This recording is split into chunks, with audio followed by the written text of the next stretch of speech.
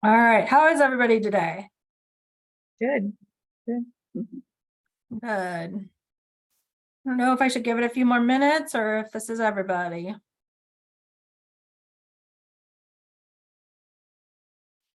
Anyway, April or Aaron, do you mind if I make you co-host so you can admit people as they come in? Yeah, I can do that. Okay, thanks. Unless Aaron, if you're just dying to do it, I don't want to take that away. All right. Just go for it. Go for it. All right, that way I don't have to like pay too much of attention. Well, I did make a PowerPoint, but we can do this kind of, I don't know if we want to do this more casual or if we want to stick to the PowerPoint, but it's been kind of a unique opportunity for me. So, you know, I've been doing digitization. I took my first class on digitization and how to digitize back when I first started at Stewart Museum I started at Stewart Museum in 2020. Or no, 2000, I'm sorry, 2000 with the millennium. And in about 2001 or 2002, I participated in the Western Trails digitization effort, which was kind of a group from Denver, Oklahoma, Kansas, I think South Dakota, Nebraska. And we all got together to make this kind of database of digitization. And it was really early on in the digitization efforts. And I remember it was Liz Bishop who did the training, and she's kind of a well-known person in early on digitization. And she said we were on the cutting edge, on the bleeding edge of learning this. So, I mean, I've been doing this for a really long time. But changing jobs and coming here in this last year, it kind of gave me a really great opportunity because they did have a digitization program here, but it was kind of not very well organized. They were just kind of randomly digitizing things. They didn't really have any policies, didn't have any procedures, no standards, nothing. Not the best equipment. They didn't know how to pick equipment, so they just got what was cheap and easy, which isn't the best way to do it. So when I was hired exactly a year ago this week, that was one of the tasks I was assigned, was to really establish a professional digitization program. And I was very clear with my board and my boss, Deb Arns, that it wasn't something we were going to jump into right away. And Deb knew that wasn't going to be it, and she didn't want me to do that either. So we were very methodical and very clear and upfront with the board about the process, that I was going to take at least 6 to 8 months to get to know the collection and understand what our collection entails, so that I could choose the right equipment and then digitize. So I'm going to pull up my slides now, and we'll actually do this a little more.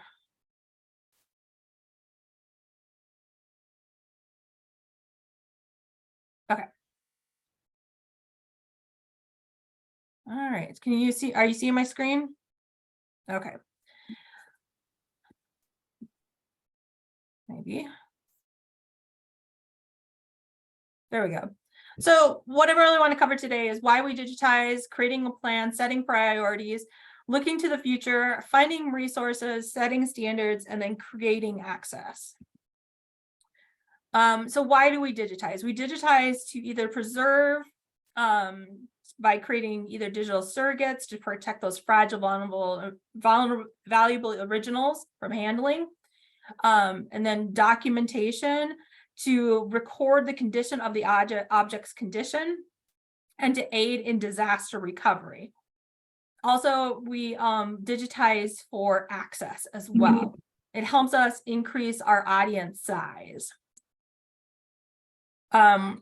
a lot of the times we hear this fear of digitization. If we put everything online, people will stop coming to our museum.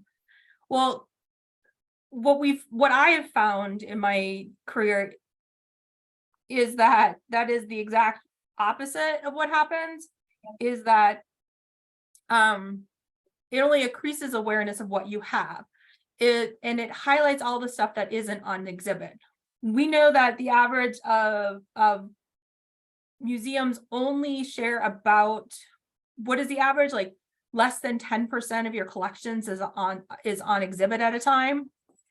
The national average is about less than 10%. In art museums, I think it's only like 2 to 3%. And then we hear, well, technology is obsolete the minute you take it out of the box, so why bother? Well, this isn't an excuse for getting started, it's just a reason for careful planning. And then it's too expensive, but if you build it, they will come. And if you show them that you plan, that your plan and the benefits, you'll get buy-in from your board.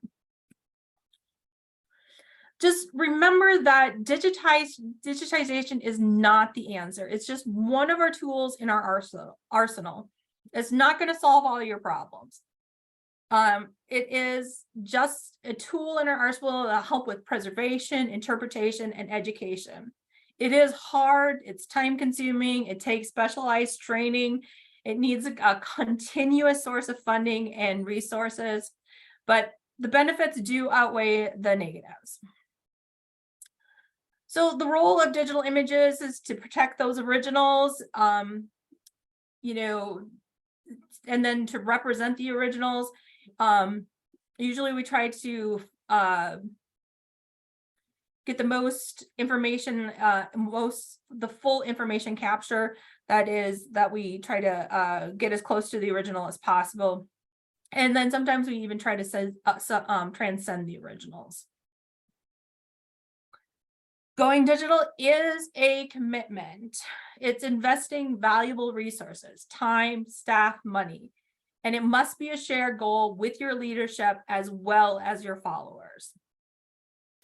And digitization, like I said, and your budget is going to need to reflect that.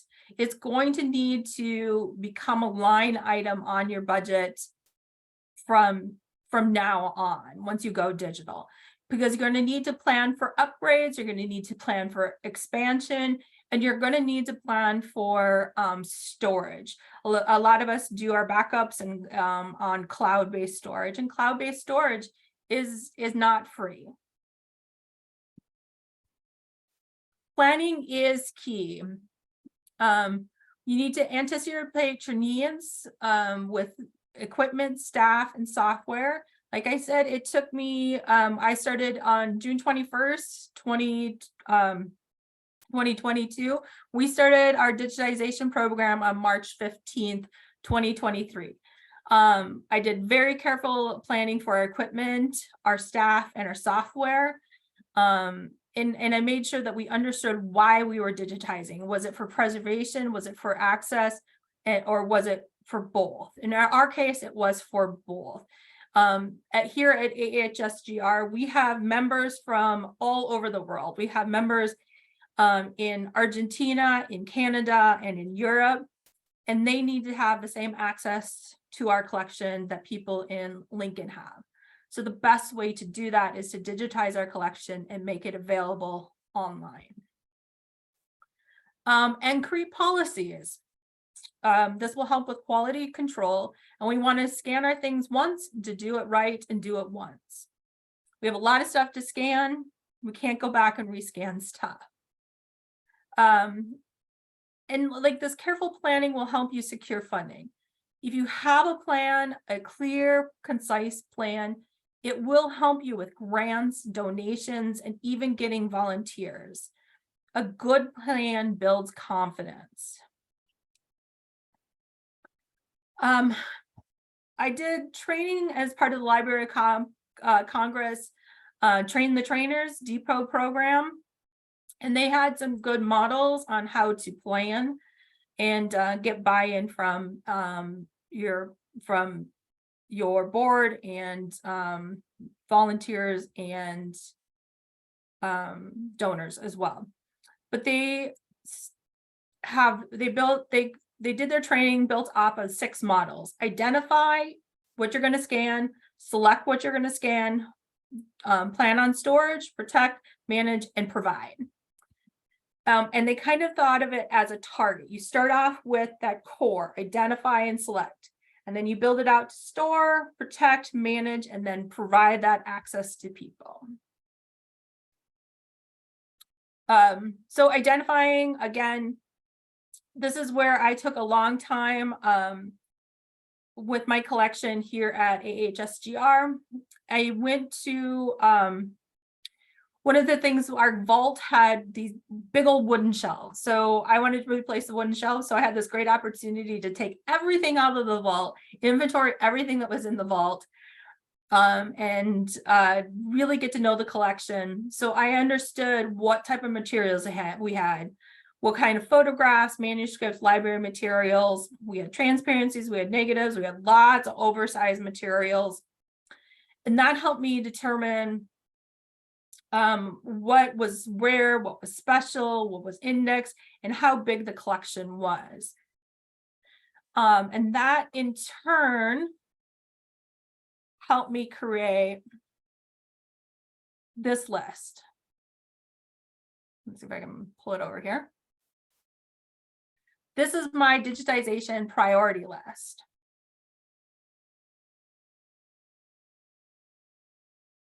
Now, it's not necessarily in order of priority, but it was just things that I felt were the most important things to digitize in the collection. You can see I just made some notes about what we had, the size that they were, a brief description, and then I kind of gave it a high, medium, or low priority. Well, these were all either high or medium priorities because the low things didn't make the priority list.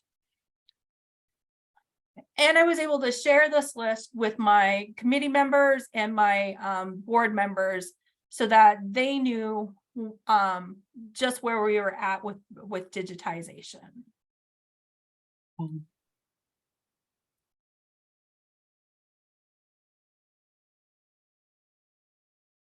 So having that inventory is super important. And whether your inventory is just a very simple database or if it's more complex collection software, we use PastPerfect. And or if you have something even fancier, I don't know. I think I know most of you guys are using PastPerfect. I don't know what you're using, Karen. I think you were using PastPerfect the last time I talked to you. And then we identify what needs to preserve. I think if you saw on my list, if I can pull that back up, I made notes about what was very fragile and what needed to be, if it was something that I felt that needed to be scanned because of its condition. I also identified anything that was at risk because it was either nitrate or acetate negatives that were deteriorating. And then I, by noting the size, it kind of helped me determine time and the technology that we needed.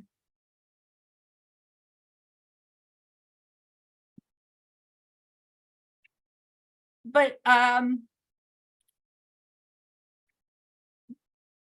using the inventory, then we use that inventory to plan and make the right purchases. So what content do I have? What content may I have?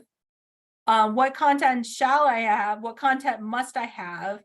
And what content could I have, either by right, purchase, persuasion, or coercion?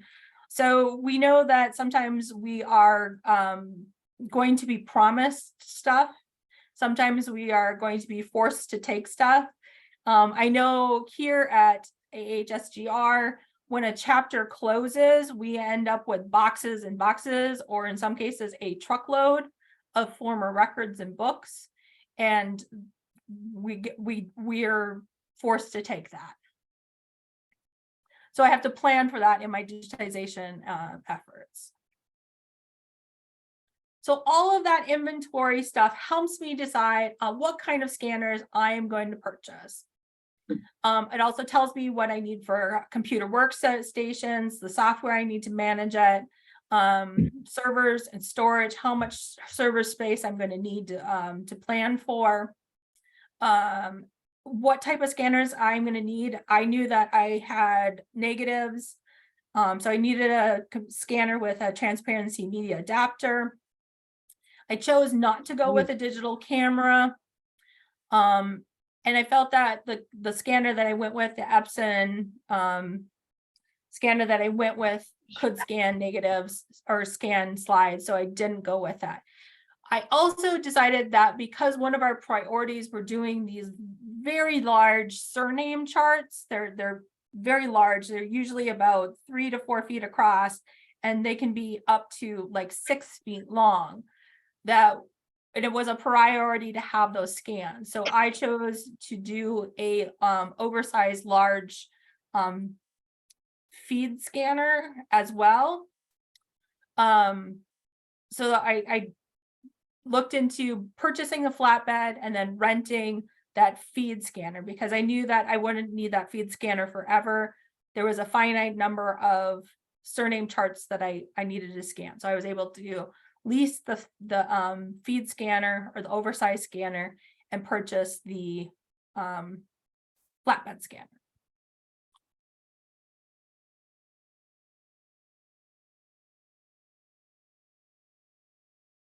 I think I already kind of talked about this.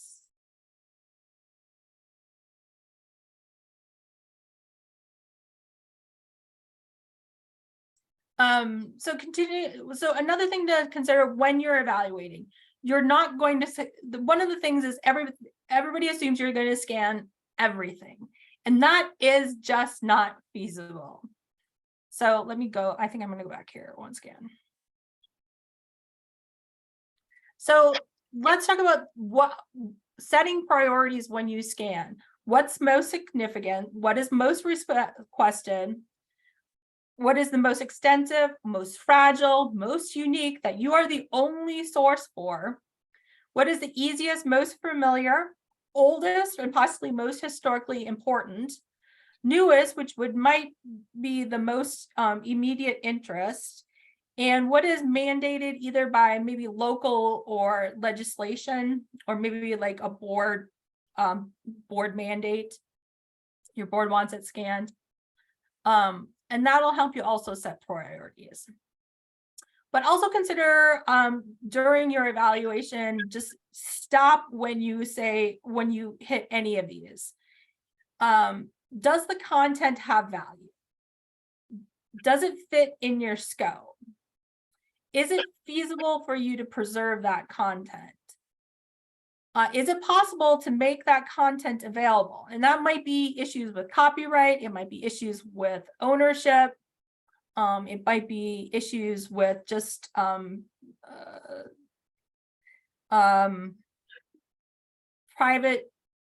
like private issues.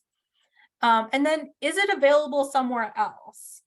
So if it's like a newspaper and it's available on newspaper.com, do you need to scan it at your museum?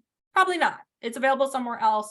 Why waste your resources? And then another thing to consider is create a realistic timetable. In my experience, it takes about 10 to 15 minutes per image, and that is to scan it. Scanning, as I always say, scanning is the easy part. The metadata and quality control are where things get a little more difficult and more taking more time. Also consider staffing, because you need to do training. It's good to have a project manager, and then and also finding and maintaining volunteers. And just remember to always be flexible. Priorities change, and you should revisit your priorities often. So let's talk about storing your digital images. Archival storage, archival store management content as objects. So your digital image or your digital content is not just your digital image, it is also the metadata that you create with that. And that's usually what we refer to as your digital object, is the digital image with the metadata, and that is your digital object. And we need to maintain those as together. And we need to have at least 2 copies of those. Digital images, there's 2 types of digital images. Usually what we refer to is either the digital surrogates, and that is a digital copy made from an original, and that can either be made with a scanner or a digital camera, or there's born digital. So today we're just mostly talking about digital surrogates. Born digital is something that is either made by a digital camera or was never paper to begin with, no prior analog copy. So these are things that came from like your camera phone or your computer or something like that, they were born digital. And we're not talking about that today because that's a whole nother can of worms. So here's some simple file image standards. Usually what we do is we create a master file. So we want to create a standard, a high resolution, usually 600 to 1200 PPI. Uncompressed TIFF or PDF is fine too, because uncompressed has no information lost. We never alter those. There's no photoshopping. And we back up and store those master files separately.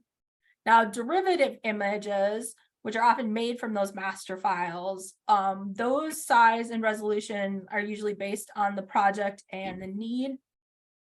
They're usually lower resolution, sometimes usually about 300 DPI or 150 for screen use. They're usually a compressed file like a JPEG. And then those can be edited. You can adjust the color, remove the dust, scratches, tears, do whatever you want, but only to the derivative image, never to your master TIFF. So no editing to your master TIFF. And the difference between PPI and DPI, does everybody know that? This is weird trivia. PPI is pixels per inch and DPI is dots per inch. PPI refers to what's on your screen, and DPI refers to what your printer outputs. So technically PPI is more true to digital imaging, but nobody ever uses that. They just use DPI, so they've used it interchangeably, and it's just become common jargon. And then the difference between TIFF and JPEG. So every time you open and close JPEGs, you compress it, and by compressing it, you lose a little bit of information. And over time, you lose a lot of information. That's why a JPEG is not considered a preservation quality image. And you shouldn't be storing or choosing JPEGs as your master files. It should always be some sort of uncompressed TIFF, JPEG 200s, or PDFs. They never, when they open and close, they don't compress, and they are always the same.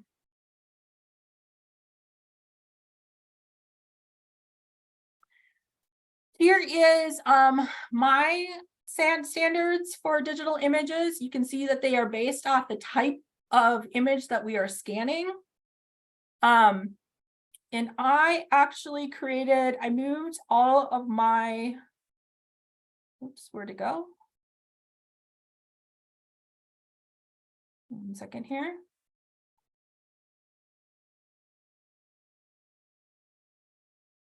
One second, sorry. I had this all. Okay. I am going to share in the chat. I created a folder on the NMA Google Drive. It has The AHSGR's policies and procedures, my workflows, my training materials, and everything that I have created to run my digital imaging lab here at AHSGR. So there you go. There's a link in there.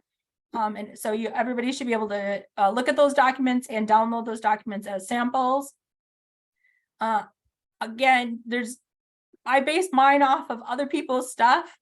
There's no need to reinvent the wheel. There's great examples out there. My standards are based off of the federal agencies digital guidelines initiative, or FEDI, or whatever, however you want to say it. But that is pretty much the gold standard for digital imaging.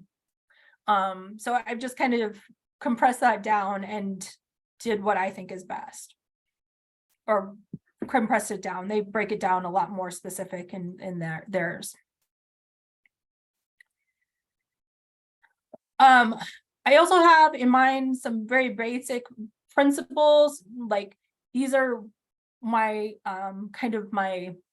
golden rules that are in my guidelines. We scan at the highest resolution, we scan at the most appropriate level of to avoid rescanning. We always scan the most original document that we have to achieve the best quality, which means if I have a print and the original negative, I scan the original negative versus the print, because the negative is the more original. But honestly, I probably scan both because they're both artifacts. I create uncompressed master files. I choose my equipment based on optical resolution versus interpolar resolution. I use non-proprietary components, which means I choose things like raw images rather than like canons or a more proprietary file structure. I monitor and recopy files as needed. I have a migration strategy, and I'll transfer things to new media as soon as they are available. And I will look at things every 5 years and to make things more accessible. So the importance of quality control is that we do things once and we do it right. So we have a low tolerance of error. And it is, unlike microfilm, we want a digital conversion to be the best representation of the original. Microfilm, the goal is just to get a copy of it. Doesn't matter if it's not perfect, it just needs to be copied. We want to have the best copy possible. We want to have as much intellectual and visual content as technically possible. File naming conventions. I can't tell you how important this is, especially coming into a place where they didn't really have file naming conventions or storage conventions. I found digital images stashed and stored on 3 different servers, none of them with like a file naming structure. So it's important to have things with a very like consistent naming structure, and so that helps with ongoing identification and retrieval, so that things can be found easier, and it should be unique and usually I like to base them off of the object's ID or archival collection number. Here's some simple naming rules. Again, there's lots of examples out there. I put my naming rules in that folder as well. Again, based off of somebody else's naming rules, because we don't reinvent the wheel around here. Don't use spaces. Use dashes or underscores instead of spaces.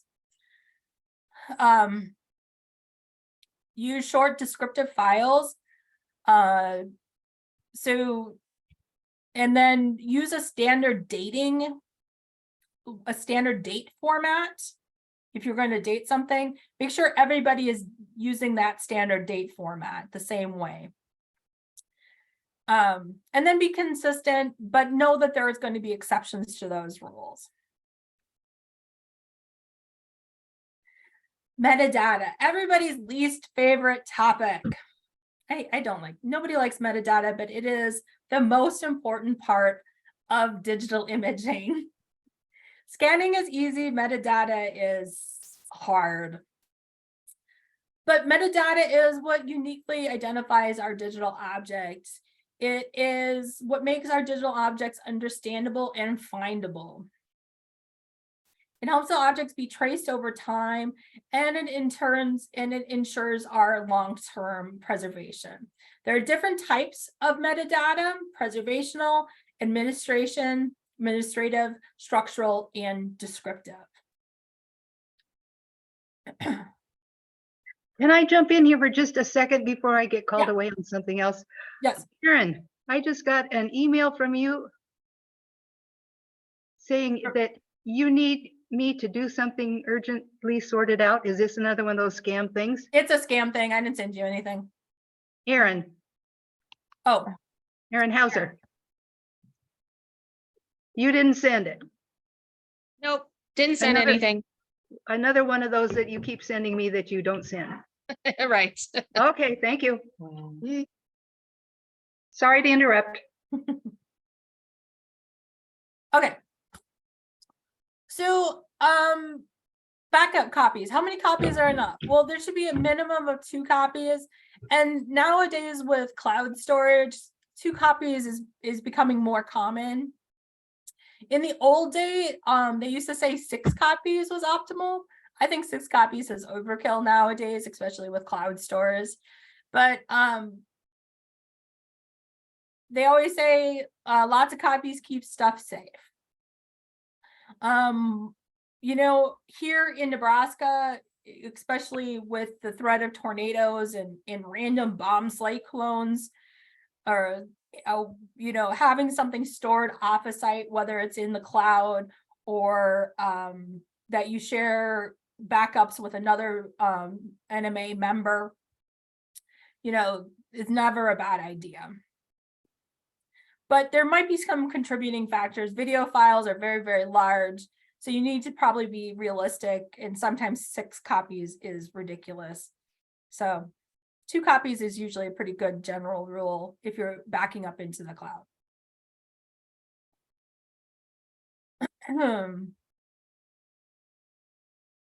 Let's see.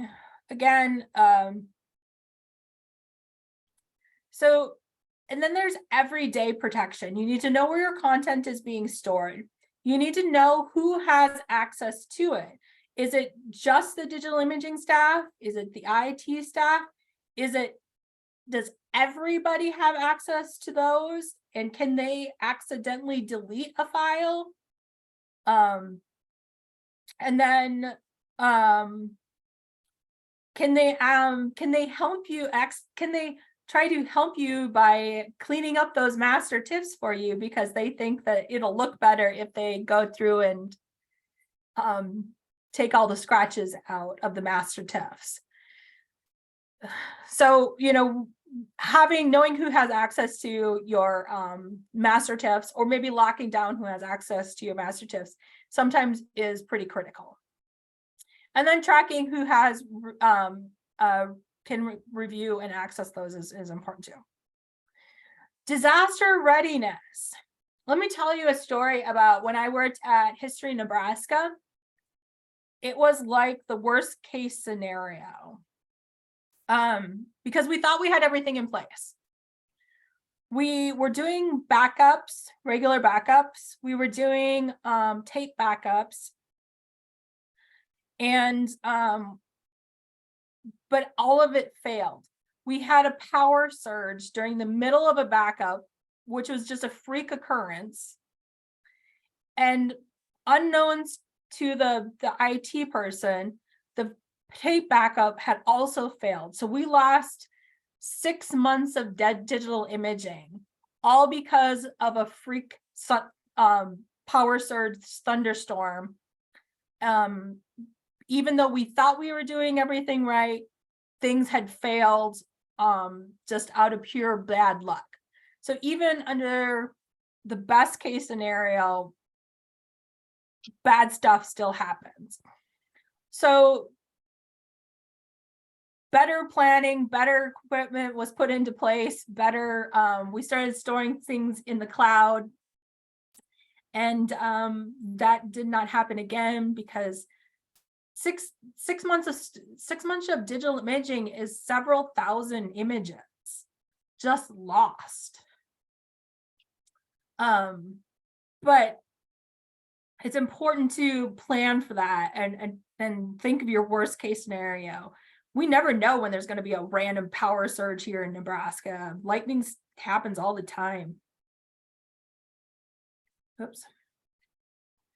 So take a moment to just do a little risk management about your equipment, about your storage situation, and think how you could improve it if there was your worst case scenario: power surge, tornadoes,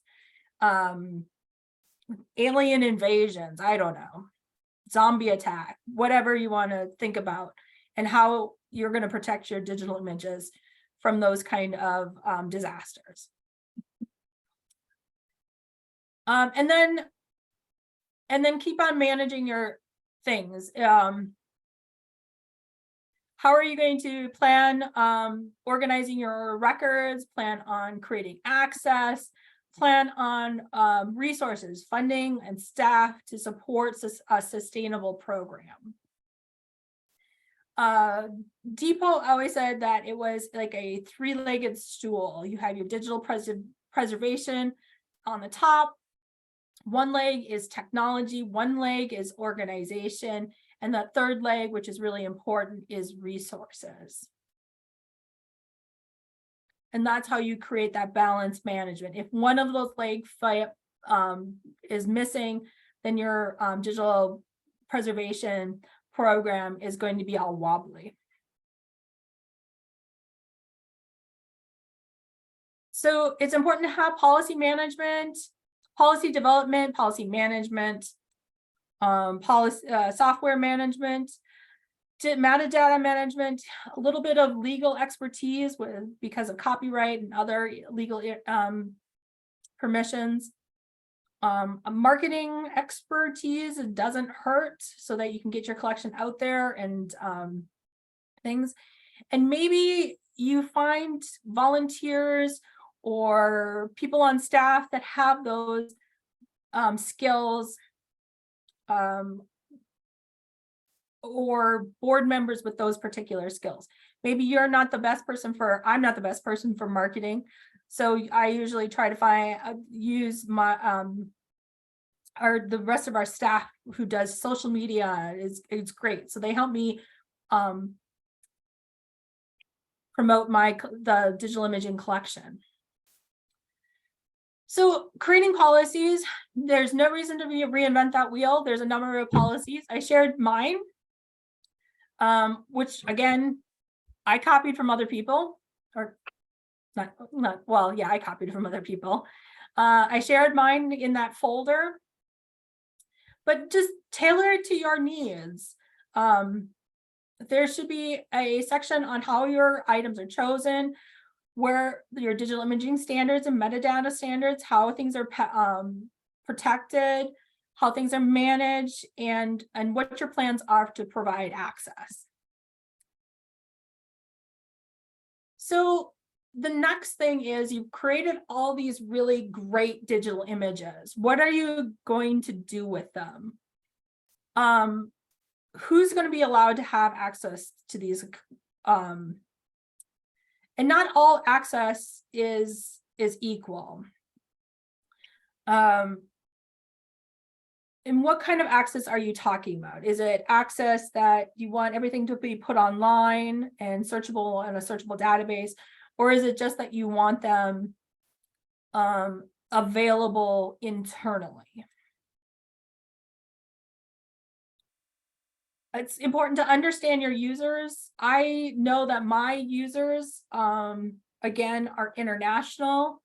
Our memberships are spread all across the United States, Canada, Argentina, Europe. So it was important for me to find a way to reach them. So we took our Past Perfect database and decided to do Past Perfect online.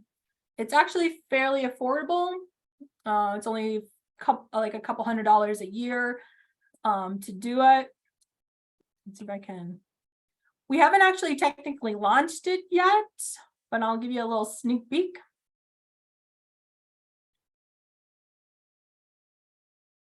There it is. We're going to launch it at our convention in early August.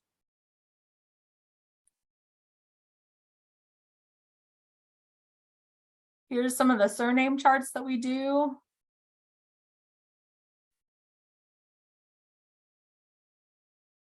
You see this one is 47 inches wide, 37 inches high.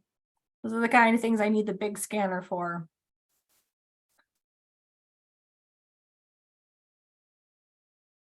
We did choose to watermark our images and do it at a lower resolution. My board was concerned with people stealing our images. So yeah, so that's what we decided to do for access.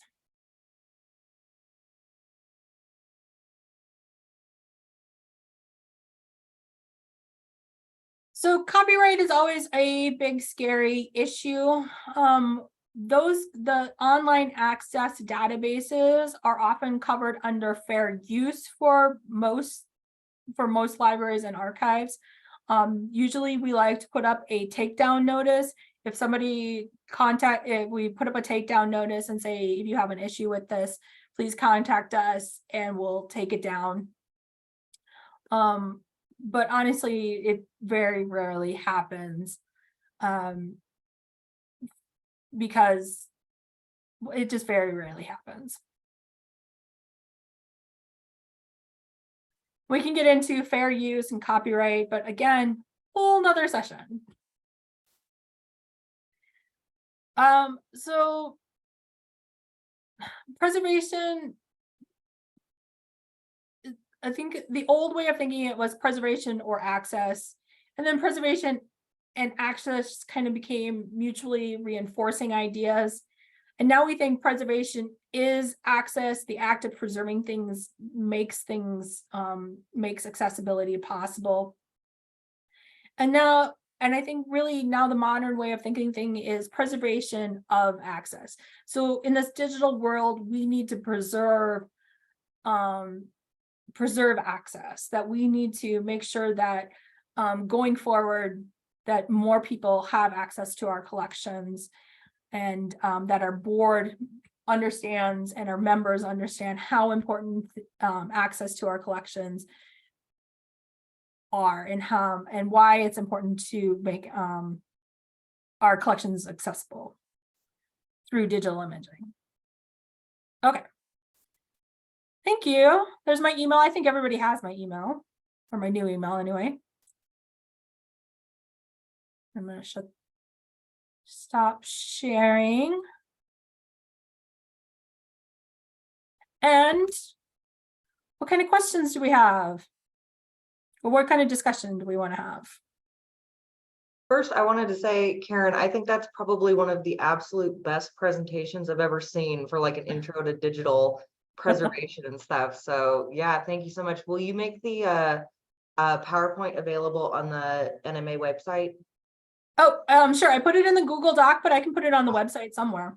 I think, yeah, I like under helpful resources, or if I can share it on the NMA newsletter, I think that would be, I think a lot of people would benefit from that because it's very comprehensive, but not scary. You know, you made it very easy, because I know sometimes with digital stuff, it gets a little overwhelming, but you presented it in a way that's just like spot on. I think it's one of the best presentations I've ever seen about digital imaging. So I think a lot of people would benefit from it if we could get it out there. You know, it was really helpful. I did that Library of Congress. It was a while ago. They don't really do it anymore, but it was Library of Congress Train the Trainer. And that was really helpful. And a lot of those slides that I had came from that Library of Congress Train the Trainer information. So I think that really helped me kind of learn to teach or learn to explain digital imaging in a less scary way. Yeah. I have a quick question. In Yes. your procedures or policies or wherever, do you have somewhere where it says or whatever, who can actually scan certain things? Like, because if something's really, really fragile, do you really want a volunteer to do it? Or would you, I mean, do you have that? Or if it's like, okay, yeah, you just work on this, doesn't really matter, you know? I mean, I know obviously you train everybody, but do you have in there somewhere that, you know what, this document's, you know, high on the fragile list? I don't, but I'm very careful of what I assign to who. Yeah. And that goes down to assigning like a project manager. I'm the project manager here because again, there's only me. So I'm very careful about who I assign to what project. And if something is too fragile, then I scan it personally, or I have Rebecca scan it, who has it. I do, however, have in my documents handling instructions. And everybody has to go over the handling instructions with me. And they're very basic. We go over those even as just general volunteers. So yeah, I don't have it in my policies, but like I said, I'm very careful who gets assigned to what project. If that makes sense. Mm-hmm.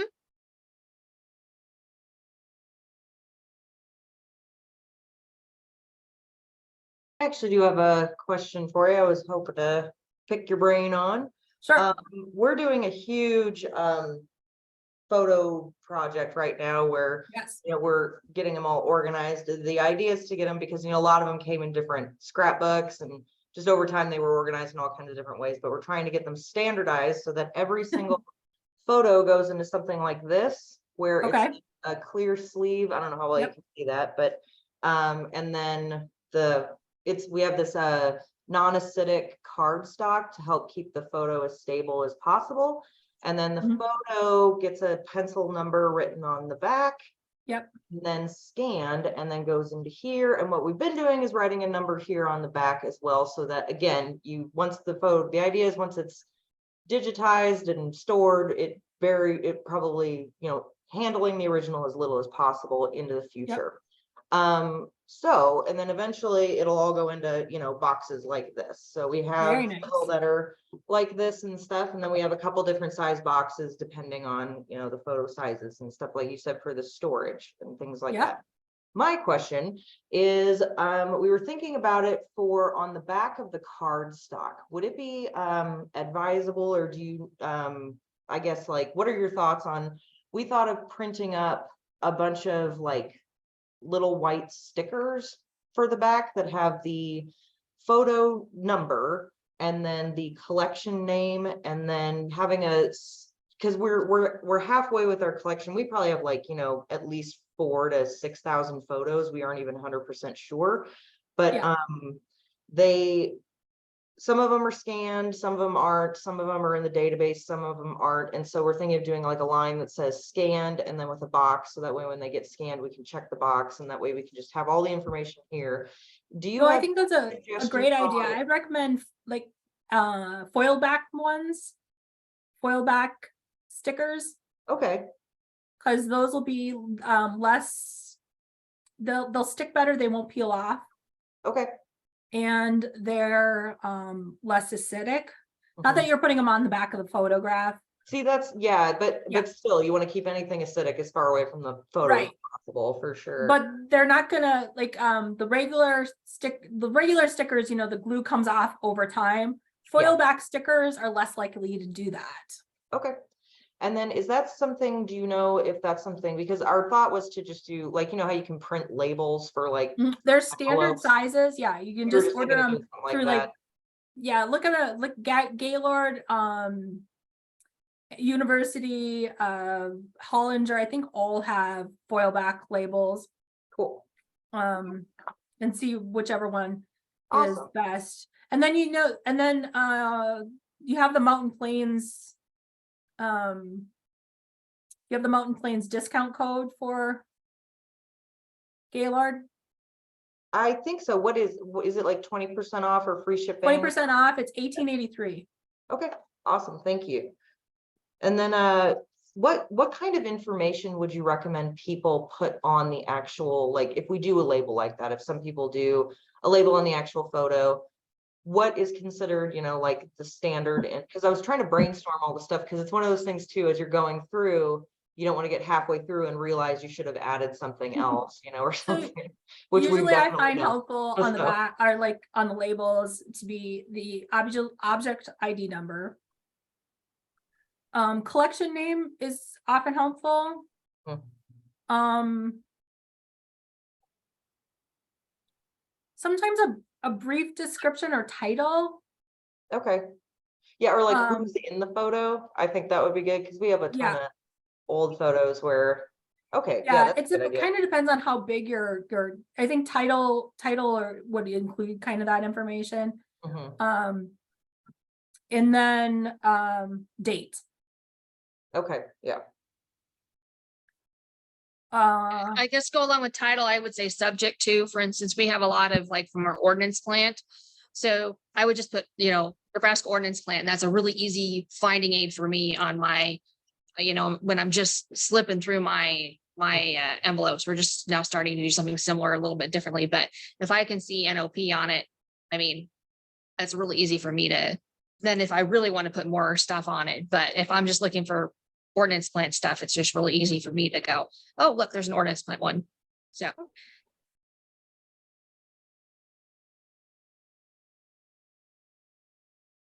Yeah, I concur with that. Awesome. Thank you so much. That's very helpful. Mm-hmm.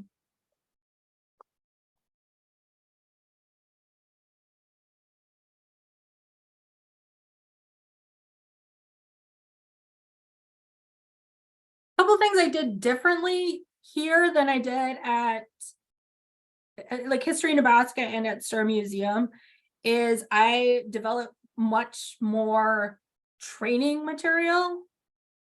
I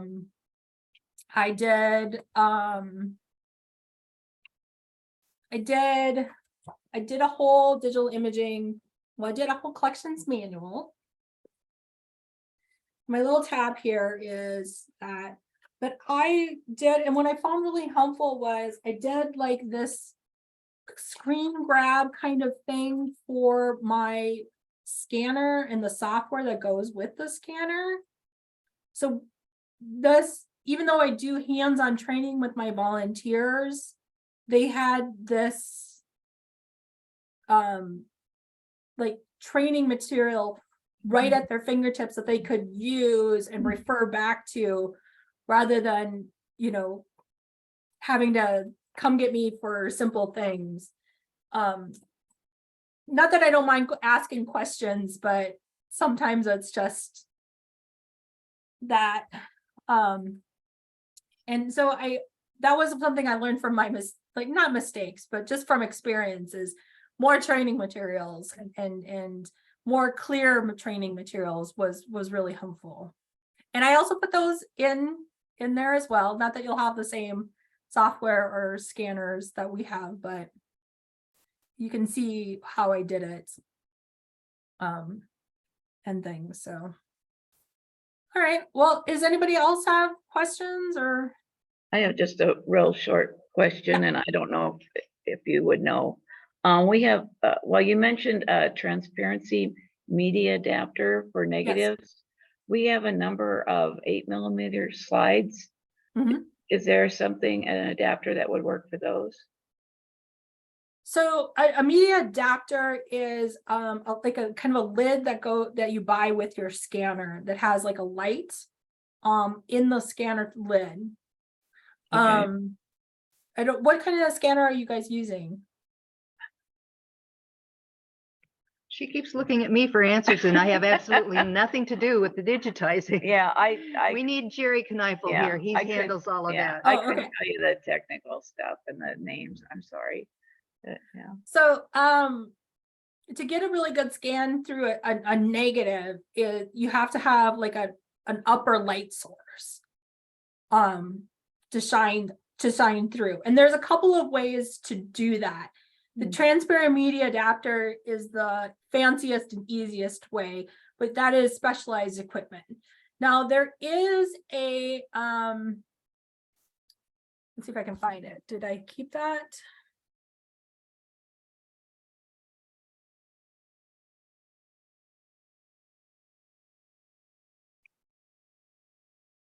There is a way to scan negatives and I just shared it in there. Okay. In the discussion, there is a way to scan negatives and slides without it. And you can create this like little box that'll reflect the image, the light back down. And that works pretty well too, but you have to create this little box with like reflective material. The other way to do it is to put your slides and negatives on a light box and use a camera. Okay. And then take a photo of it and then use like Photoshop or something to reverse the image. Okay. Does that make sense? Yes. Yep. That works really, really well too. Okay. It does. We've used that to create access images for slides, where we've put the slide on a light tray and then use paper to block out the light that spills around the slide. And we've been able to create access images for, I mean, just like not high quality images, but I can scan through the folder of images and figure out where that photo of the construction is that they're looking for. Yeah. If you want a really good like cell phone app that will do really good access images, not high resolution scans, but will do really good quick and easy. Like I want to just share this photo with my director from my cell phone. I really like, I'm going to look it up and make sure I tell you which one it is.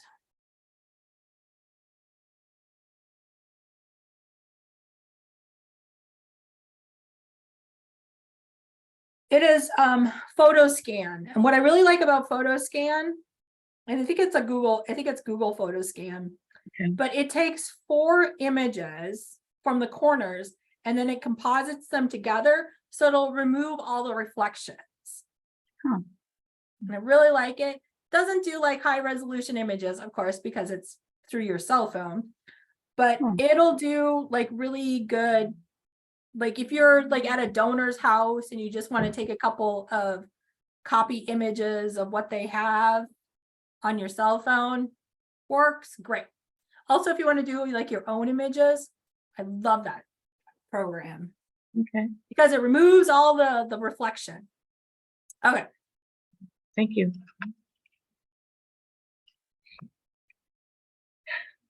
Okay, well, I'll get this musing up on the NMA website and share the materials on the website too. Our what I've done here at AHSGR. And like I said, these are just my examples. There's lots of other, like I said, mine are all based off of somebody else's work. So there's lots of other examples out there. But thanks for all coming today. If anybody, you can always reach out if you have questions with me. I'm happy to answer it. Thank you. Have we Thank heard you. what's going to be next month? Because I was scheduled for next month, but I didn't know if I was going to switch. So am I Oh, still on for next month? Or let me know. Yeah, let me let me tell you, I did hear back from them. Okay, Mike? Mike was supposed to look into that, so we can talk to Mike. I just need to know if I need to start preparing or if I have another month. I know, right?